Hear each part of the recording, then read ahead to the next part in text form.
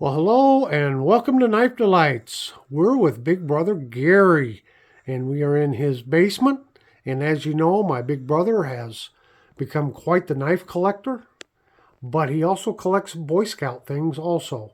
And is it true you were really collecting Boy Scout knives and hatchets, and then I kind of got you hooked on other vintage knives? Well, yeah, because I started learning about knives more, and so it was a lot more interesting to look at the companies that made knives, not only for the Boy Scouts, but in general. So, Sure. But I hit quite a big deal here late this summer. I found these display cases at a rehab for Humanity Restore. And so I've been looking for ways to display my Scout stuff and my knives. So I've got one display case dedicated to Boy Scouts and Cub Scouts and things like that. One thing I noticed right down here that is really interesting, you got the actual tin, the official Scout hat tin. Well, actually, it's a cardboard. It's cardboard? It's a Oh, it is. Okay. Johnston's Scout hat. Oh, okay. So it's probably from the 20s. Wow. This is pretty cool. And you do have some Scout knives intermixed in here. Yeah, because I have anniversary knives. I've got dedicated to the Scout Ranch Philmont and to the National Jamborees. And wow. You got a lot of interesting things. Oh, here's so those are the 100th anniversary knives. Schrade Uncle Henry Whittler Yeah. in 2010. And the Schrade Old Timer Muskrat, 100-year anniversary Boy Scouts. Wow, that is just really super cool. And of course, we got a 2010 Jamboree knife there. That is just really awesome. And then we get on over here to this other case.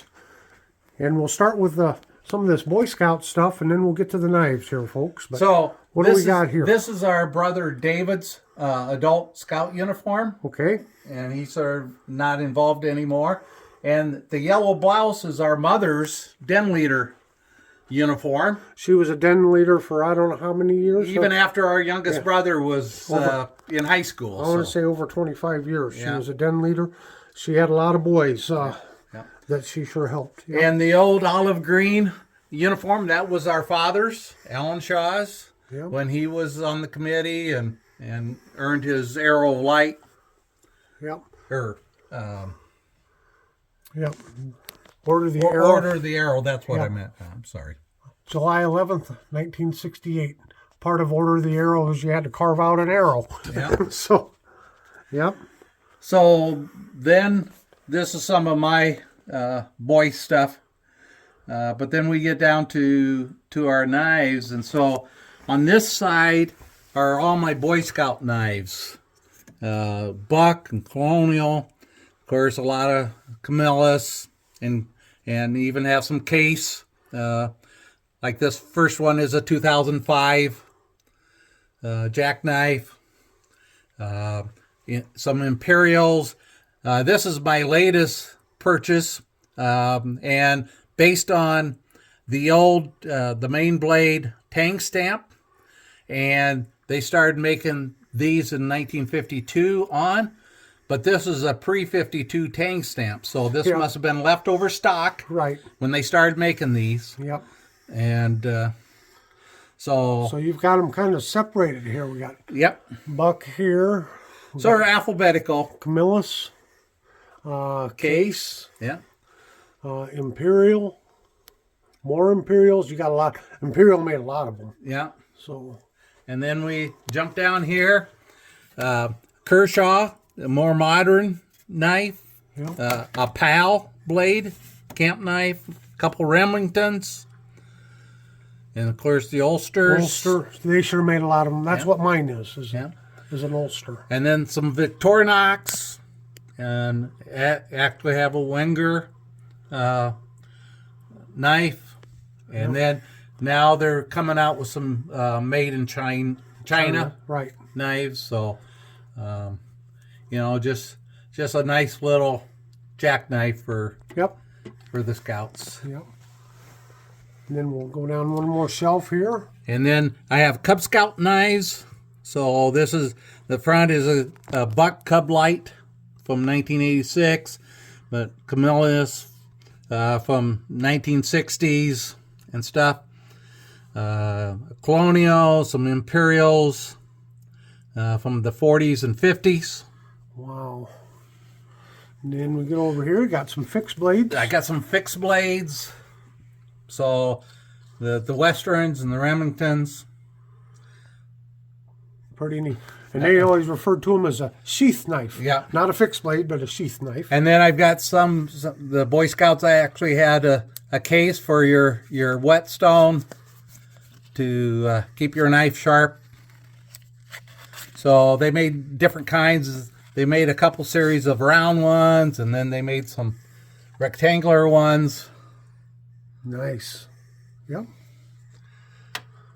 And then my bottom shelf is dedicated to all the Boy Scout hatchets that I have. So Bridgeport made several. Can you pick one of them up so I can get a better shot at it? Wow. So this was from the 30s and 40s. This Bridgestone.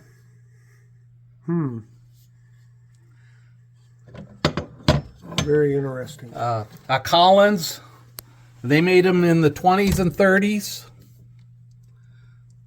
I like how you have it all marked. What a display. Well, I can't remember things, so. I have to have it written down too. And here's a new model, you know, in the 60s, the 70s, a True Temper Oh, sure. Yep. that actually did quite a stamping on the heads. You sure did. Well, I remember doing a review on this one over here. This Kit Carson kit. Yeah. So then I got some plums over here, and they're all unique. They either have a unique stamping, or the handles, or whether they had the nail Wow. twice for it. And then in the back, I do have one actual felling axe. That's an official Boy Scout. Wow. By Plum. Yeah. Yep. Well, you can see the symbol right there. Oh, sure. There it is. Yeah. Really neat. Well, that was quite an assortment of Boy Scout knives, and now you're getting into just some of the old vintage knives that you've come across, right? Yeah. So I've got a couple buck fixed blades. Come across an Imperial and Hammer. And some Schrades. That Herders, that's pretty cool. Yeah. And some Westcuts. Wow. I really like this one, and this belonged to your wife's uncle, correct? Grandparent. Oh, Grandpa. oops, up there with your tag. Yeah. To her grandpa. Yeah. And these are out of Germany, this double set. I remember I did a video on that one. Yeah. And this was his fish fillet knife. He was quite a fisherman. So Yep. Yep.